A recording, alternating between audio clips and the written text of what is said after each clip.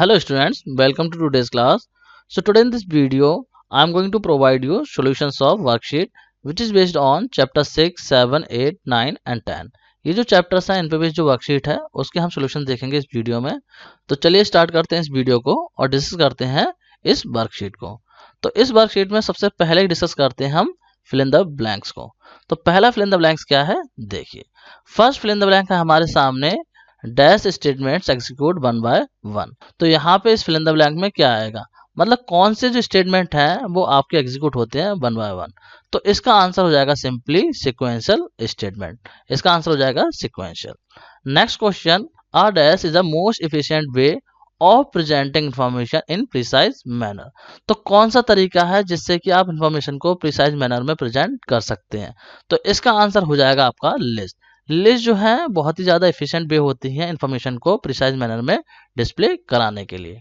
Now next question, dash program are use to check users key stroke and get important information. तो कौन से ऐसे programme होते हैं जो यूजर के की स्ट्रोक को चेक करते हैं और वहां से जो है इन्फॉर्मेशन को चोरी कर लेते हैं। तो इन प्रोग्राम को बोलते हैं की लॉगर। तो इसीलिए इस क्वेश्चन में आ जाएगा की logger. Now next question, question number 4, Python allows only two kind of operation to be performed on dash data type। कौन सी डेटा टाइप पे Python में only two ही ऑपरेशन परफॉर्म होते हैं। तो इसका आंसर हो जाएगा string data type. String data type जो होता है उसमें आप only two ही ऑपरेशन परफॉर्म कर सकते हैं। एक होता है रेप्लिकेशन और एक होता है एडिशन, जिससे कि हम स्ट्रिंग को ज्वाइन कर सकते हैं। Now next question, dash operators are use for comparison. कौन से ऑपरेटर जो हैं वो कंपैरिजन के लिए यूज होते हैं। तो इसका आंसर हो जाएगा relational operator. Now next question, dash operators are use to assign a value to a variable. कौन से ऑपरेटर जो हैं वेरिएबल को वैल्यू असाइन करने के लिए यूज होते हैं। तो इसका सिंपली आंसर हो जाएगा असाइनमेंट ऑपरेटर, जो कि इक्वल का साइन आपका होता है। Now next question, dash property help in specifying space between the border and the content in a table. तो कौन सी प्रॉपर्टी की हेल्प से आप बॉर्डर और कंटेंट के बीच में स्पेस को डिफाइन कर सकते हैं एक टेबल में। तो इसका आंसर हो जाएगा पैडिंग प्रॉपर्टी। अब डिस्कस करते हैं नेक्स्ट क्वेश्चन। तो नेक्स्ट क्वेश्चन क्या है, देखिए when you make unauthorised copies of copyrighted software and distribute them you are encouraging dash. तो जब आप किसी कॉपीराइटेड सॉफ्टवेयर की अनऑथराइज कॉपी बना लेते हैं और उनको डिस्ट्रीब्यूट करते हैं तो आप किस चीज को बढ़ावा दे रहे हैं, आप बढ़ावा दे रहे हैं सॉफ्टवेयर पायरेसी को। Now next question, computers that are connected to the dash are more prone to virus attack। तो कौन से कंप्यूटर्स पे वायरस अटैक का खतरा ज्यादा बना रहता है। तो इसका आंसर हो जाएगा इंटरनेट। जो कंप्यूटर आपके इंटरनेट से कनेक्टेड होते हैं उन पे वायरस का खतरा ज्यादा बना रहता है, इसीलिए यहाँ पर आ जाएगा इंटरनेट। तो अब ये कंप्लीट हो गया आपके इस वर्कशीट के फिल इन द ब्लैंक्स। अब डिस्कस करते हैं इस वर्कशीट के ट्रू फॉल्स को। तो ट्रू फॉल्स क्वेश्चंस में देखते हैं कि पहला ट्रू फॉल्स क्या है। देखिए पहला ट्रू फॉल्स है Python is not a platform independent language. तो इस स्टेटमेंट का मतलब है जो पाइथन है वो एक प्लेटफॉर्म इंडिपेंडेंट लैंग्वेज नहीं है। तो ये स्टेटमेंट ट्रू है या फिर फॉल्स है। तो ये स्टेटमेंट जो है बिल्कुल फॉल्स है। पाइथन जो है प्लेटफॉर्म इंडिपेंडेंट लैंग्वेज है, इसीलिए स्टेटमेंट हो जाएगा false. Now next question, bullet style in a list can be change using the type attribute. जो बुलेट का स्टाइल होता है वो आप चेंज कर सकते हैं टाइप एट्रीब्यूट की हेल्प से। तो ये स्टेटमेंट ट्रू है या फॉल्स है। तो ये स्टेटमेंट जो है आपका ट्रू हो जाएगा। Next question, the print function is used to display the output of any command on the screen. तो ये स्टेटमेंट ट्रू है या फॉल्स है। ये स्टेटमेंट जो है बिल्कुल ट्रू है। प्रिंट फंक्शन का काम यही होता है, ये किसी भी कमांड का आउटपुट आपको डिस्प्ले कर देता है स्क्रीन पे। Next question, the unordered list is used when the items are not to be display in any particular order. तो इस स्टेटमेंट का मतलब है कि अनऑर्डर्ड लिस्ट को हम तभी यूज करते हैं जब हमें आइटम्स को किसी पर्टिकुलर ऑर्डर में डिस्प्ले नहीं कराना हो। तो स्टेटमेंट ट्रू है या फॉल्स है। तो ये स्टेटमेंट जो है बिल्कुल ट्रू है, तो इसीलिए इसका आंसर हो जाएगा ट्रू।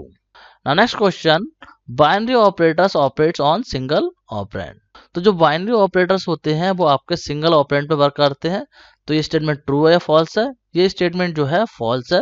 बाइनरी जो ऑपरेटर्स होते हैं वो दो ऑपरेंड पे वर्क करते हैं, इसीलिए इसका आंसर हो जाएगा false. Now next question, the type attribute specify the type of item that you list. तो इसका मतलब है जो टाइप एट्रीब्यूट है वो स्पेसिफाई करता है लिस्ट के आइटम के टाइप को। तो स्टेटमेंट भी आपका ट्रू हो जाएगा।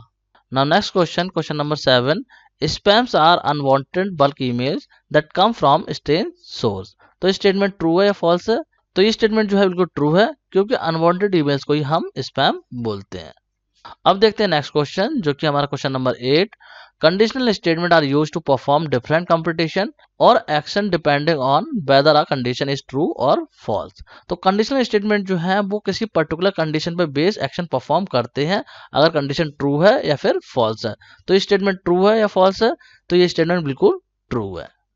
Now next question, question number 9। It is acceptable to sell or buy unauthorised software for temporary use. तो इस स्टेटमेंट के अकॉर्डिंग ये एक्सेप्टेबल है कि आप किसी अनऑथराइज सॉफ्टवेयर को सेल कर सकते हो या फिर बाय कर सकते हो। तो ये स्टेटमेंट ट्रू है या फॉल्स है? तो ये स्टेटमेंट जो है बिल्कुल फॉल्स है। आप किसी भी अनऑथराइज सॉफ्टवेयर को सेल या बाय नहीं कर सकते। Now next question, exponent operator is use to calculate power of numbers. मतलब जो आपका डबल हैशटैग का साइन होता है, ये जो ऑपरेटर होते हैं ये किसी भी नंबर की पावर को कैलकुलेट करने के लिए यूज होते हैं। तो ये स्टेटमेंट ट्रू है या फॉल्स है? तो ये स्टेटमेंट भी बिल्कुल ट्रू है। इनसे हम जो है किसी भी नंबर की पावर कैलकुलेट कर सकते हैं, इसीलिए जो इसका आंसर है वो हो जाएगा ट्रू। तो ये कंप्लीट होगा इस वर्कशीट के ट्रू फॉल्स। आई होप आपको समझ में आ गए होंगे। अब बात करते हैं इस वर्कशीट के मल्टीपल चॉइस क्वेश्चंस की। तो चलिए देखते हैं फर्स्ट मल्टीपल चॉइस क्वेश्चन को। देखिए रहा फर्स्ट क्वेश्चन। तो इस क्वेश्चन में क्या है, dash is a process of transforming data into unreadable code. तो इसका आंसर क्या होगा? इसका आंसर आपका ए इनकोडिंग होगा, या बी इनक्रिप्शन होगा, या डी डिक्रिप्शन होगा। तो यहाँ पे जो है आंसर हो जाएगा आपका ए इनक्रिप्शन। यहाँ पे देखिए इनक्रिप्शन की थोड़ी सी स्पेलिंग गलत हो गई है, इसको आप सही कर लेना, ठीक है। अब बात करते हैं सेकंड क्वेश्चन की। तो सेकंड क्वेश्चन क्या है, देखिए which property specifies an image as a list item marker.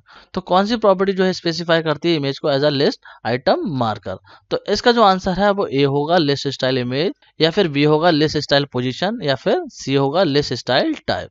तो इसका जो है आंसर होगा a list style image. Now next question, which operator in Python is used for assigning value to a variable। तो कौन सा ऑपरेटर आपका Python में किसी भी वेरिएबल को वैल्यू असाइन करने के लिए यूज होता है? इसका ऑप्शन ए है इक्वल इक्वल, मतलब डबल इक्वल का साइन, या ऑप्शन बी नॉट इक्वल, या option C only one equal. तो इसका जो आंसर होगा वो हो जाएगा सी ओनली वन इक्वल का sign. Now next question, to create a table in HTML dash tag is use. तो HTML में टेबल को क्रिएट करने के लिए कौन सा टैग यूज होता है? पहला है इसमें टी टैग, बी है टेबल टैग, एंड सी है क्लोजिंग टी टैग। तो इसका जो आंसर है वो हो जाएगा बी टेबल टैग। ये देखिए ये रहा इसका answer. Now next question, which application perform a wide variety of automatic task on behalf of cyber criminals. तो ऐसा कौन सा एप्लीकेशन है जो ऑटोमेटिक टास्क करता है, किसके बिहाफ पे? साइबर क्रिमिनल्स के बिहाफ पे। तो इसका जो है आंसर ए होगा बोट, या फिर बी होगा स्पैम, या फिर सी होगा मेल बॉम्बिंग। तो इसका करेक्ट आंसर हो जाएगा ए बॉट। तो ये कंप्लीट होगा इस वर्कशीट के multiple choice question. I hope आपको समझ में आ गए होंगे। अब बात करते हैं इस वर्कशीट के डी पार्ट की, जिसमें कि आपको आंसर देना है एक वर्ड या फिर सेंटेंस में। तो कौन कौन से क्वेश्चंस हैं देखिए। यहाँ पे देखते हैं पहला क्वेश्चन है which Python operator is used to repeat a string multiple times. तो कौन सा ऑपरेटर है जो कि किसी भी स्ट्रिंग को मल्टीपल टाइम रिपीट करने के लिए यूज होता है? तो यहाँ पे आंसर हो जाएगा रेप्लिकेशन ऑपरेटर, जो कि हमारा होता है स्टार का sign. Now next question, which statement provide a compact way to perform multiple test condition। तो कौन से स्टेटमेंट के हेल्प से आप मल्टीपल कंडीशंस को टेस्ट कर सकते हैं? इसका आंसर हो जाएगा if elif else, जो कि हमारा कंडीशनल स्टेटमेंट होता है। Now next question, which property transform the letter in a text into uppercase, lowercase और capitalize the first letter of each word। मतलब कौन सी जो प्रॉपर्टी है वो आपके टेक्स्ट को अपरकेस, लोअरकेस या फिर कैपिटलाइज में करती है? तो इसका आंसर हो जाएगा टेक्स्ट ट्रांसफॉर्म प्रॉपर्टी।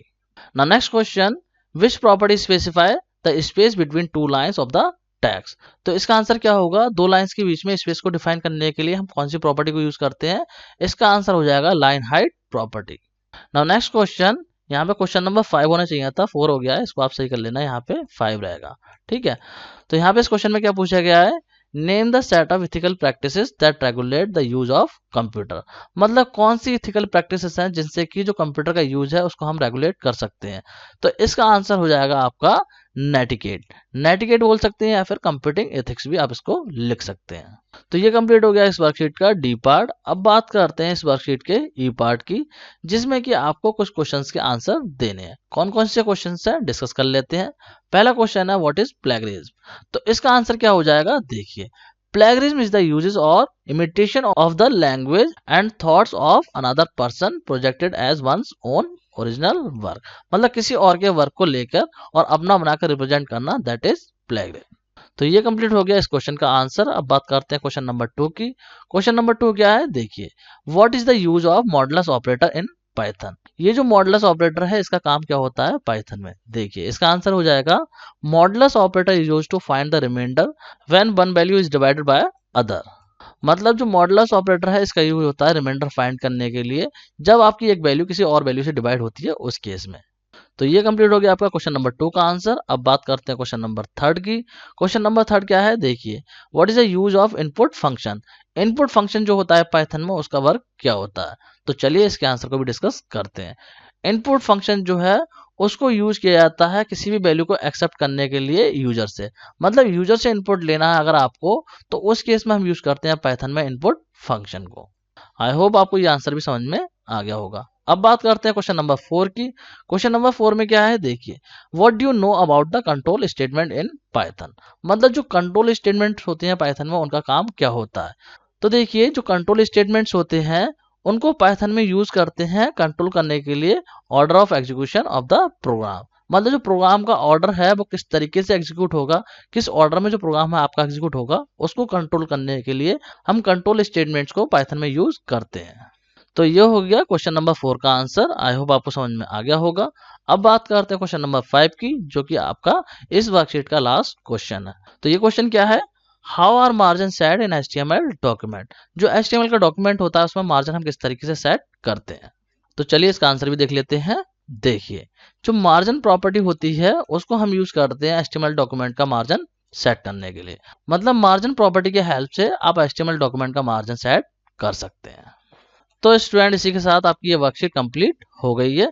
जितने भी क्वेश्चन एंड एक्सरसाइज थे इस वर्कशीट में वो मैंने आपको करा दिए हैं। आई होप आपको सारे समझ में आ गए होंगे। So student that's it for this video. Thanks for watching.